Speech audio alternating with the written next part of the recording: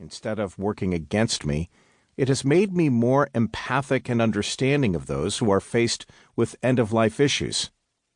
It has also made me look at illness as an altered state that changes our perceptions of ourselves and the world around us as much as, say, an out-of-body experience or even a near-death experience.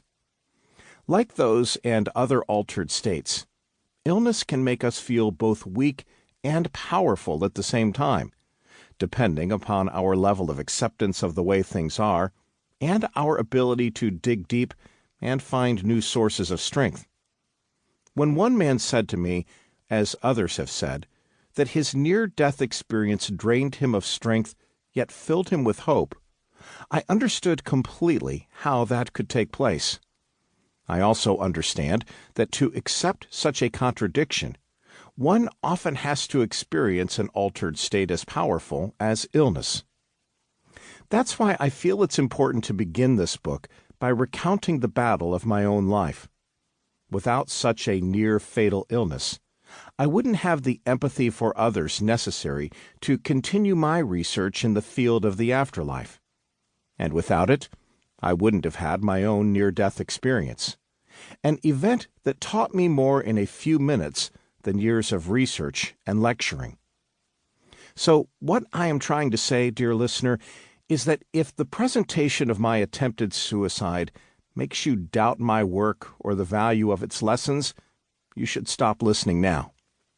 Let me just say that I think this experience has made me more honest about myself and my work.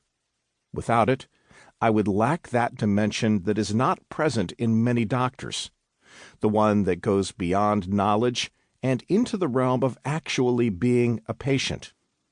To paraphrase William Osler, the father of modern surgery, a man who has been a patient becomes a much better physician. That has certainly been the case with me.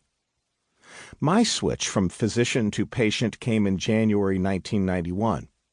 This was before my myxedema had been properly diagnosed. My thyroid level had dipped off the charts, although I didn't know it.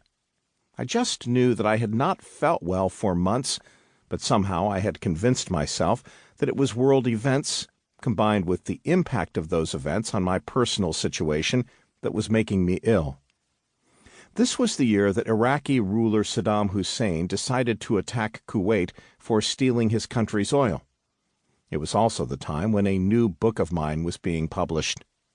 Coming Back was a study of past life regressions that I had worked on for years. I had made some astounding discoveries in this work. I had found ways in which modern medicine could use these hypnotic transitions into the past to help patients overcome long-standing psychiatric problems. I had also discovered that a large number of patients seemed truly to go back in time to past lives. Not only did they say they had, but many of them provided proof through their hypnotic regressions that they had indeed lived in an earlier era. I had collected this proof from the patients during my sessions with them. I had established to my satisfaction that if they hadn't actually lived in the past, they had somehow been channeled very vivid information linking them with the past. I was very excited about this book. Not only could it change the lives of many patients with long-standing psychiatric problems, but it would open another door into my continuing study of life after death. But as the summer progressed, it became more and more obvious that the publication of my book and world events were about to collide. Saddam Hussein was preparing his attack on Kuwait, and our president was lining up international support for an attack on Saddam. These events couldn't have converged at a worse time for me. My marriage had fallen apart. I had been defrauded out of a fortune and had little money left, and I was exhausted from an imbalance of my thyroid in my system, a condition that wasn't diagnosed yet. I begged my publisher to delay the book tour until the coming Mother of All Battles, as Saddam called it, was over. If I go out on tour now, I'll be canceled in every state, I told the publisher. I don't think people want to hear about my work when a war is starting. Surprisingly,